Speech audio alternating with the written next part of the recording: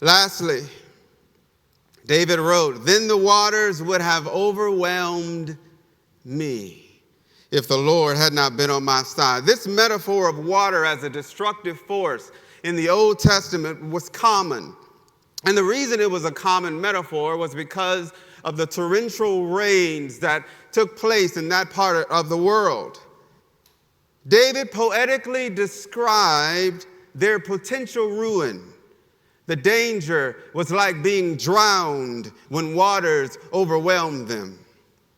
When I moved to New Orleans years ago, right after Hurricane Katrina, everything was gray. It was the weirdest thing I'd ever seen.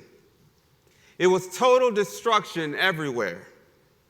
And on the seminary's campus, there was a banner written on the gate that said, "When you pass through the waters, I will be with you."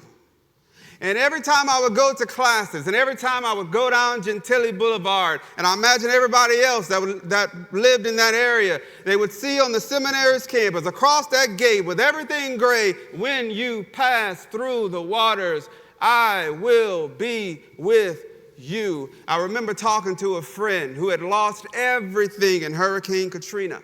And I'll never forget what she told me. She said, "You know what?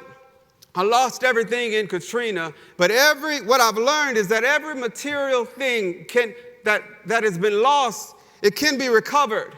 It can be replaced. But losing God is irreplaceable.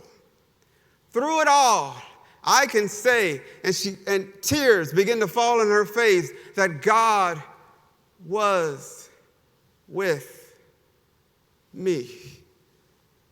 And then I remembered that banner on the seminary's gate. "When you pass through the waters, I will be with you." Friends, no matter what happens to you, God is with you.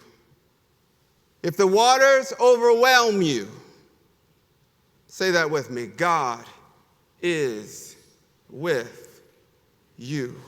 If you lose your job, God is with you.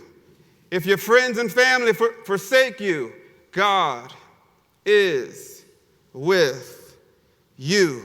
If your mother and father forsake you, God is with you. When you pass through the waters, God is with you.